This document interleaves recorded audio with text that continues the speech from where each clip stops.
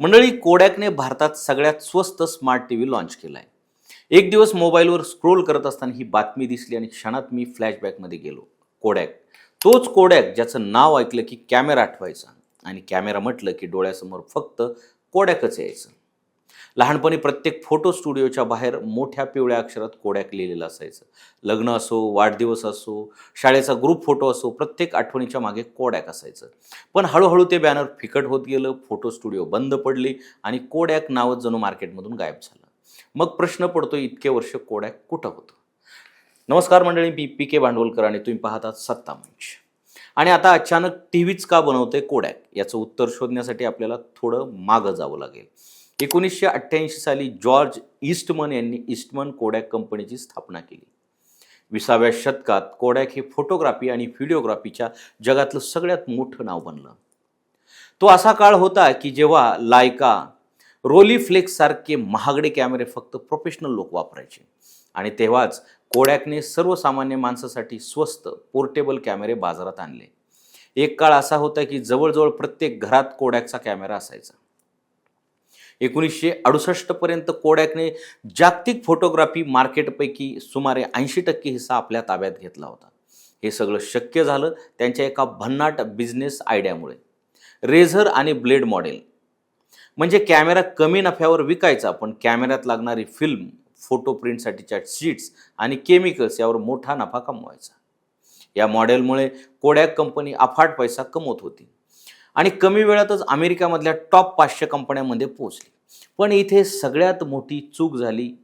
1975 साली डिजिटल कॅमेऱ्यांचा शोध लागला आणि धक्कादायक गोष्ट म्हणजे हा डिजिटल कॅमेरा शोधणारा माणूस स्टीवन सॅसन, तो स्वतः कोडॅकमधलाच इलेक्ट्रिकल इंजिनियर होता.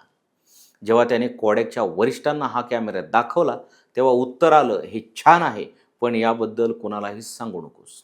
कारण डिजिटल कॅमेरा आला तर फिल्मचा धंदा संपणार होता आणि कोडॅकला स्वतःचं यश धोक्यात वाटत होतं. इकडे जापानची फुजी फिल्म्स आणि नंतर निकॉन, कॅनॉन, सोनी सारख्या कंपन्या डिजिटल कॅमेऱ्याकडे वळत होत्या. पण कोडॅक मात्र अजूनही फिल्मच्या युगात अडकलेली होती. कोडॅकला वाटत होतं लोकांना फोटो पाहण्यापेक्षा फोटो तयार होण्याची प्रक्रिया जास्त आवडते. पण वास्तव बदललं होतं. डिजिटल फोटोग्राफी स्वस्त होती, सोपी होती आणि क्वालिटीमध्येही वरचढ होती. कोडॅकने तब्बल 10 वर्षे हे बदल स्वीकारण्यात घालवले आणि जेव्हा शेवटी डिजिटल कॅमेरे आणले तोवर बाजार त्यांच्या हातातून निसटून गेलेला होता. लोकांच्या मनातून कोडॅकचं नावच पुसलं होतं आणि डिजिटल कॅमेऱ्यांचं मार्केट निकॉन, कॅनॉन आणि सोनीनं काबीज केलं होतं. 2004 मध्ये कोडॅकने पारंपरिक फिल्म कॅमेरे बनवणं बंद केलं. 15,000 कर्मचारी बेरोजगार झाले. 2011 मध्ये शेअर्स घसरले आणि 2012 मध्ये कोडॅक दिवाळखोरीमध्ये निघालं आणि त्यांनी दिवाळखोरी जाहीर केली. फोटोग्राफीचा राजा कोसळला, पण कोडॅक संपली नाही.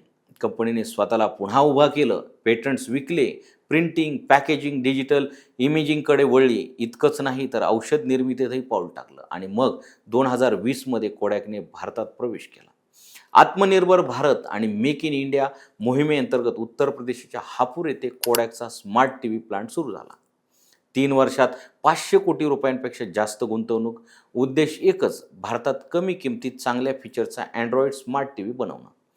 आज कोडॅक कॅमेऱ्यासाठी ओळखली जात नाही, पण ब्रँड अजूनही जिवंत आहे. ही गोष्ट एकच शिकवते, भूतकाळात मोठं असणं पुरेसं नसतं, वेळेनुसार बदल स्वीकारणं सगळ्यात महत्त्वाचं असतं.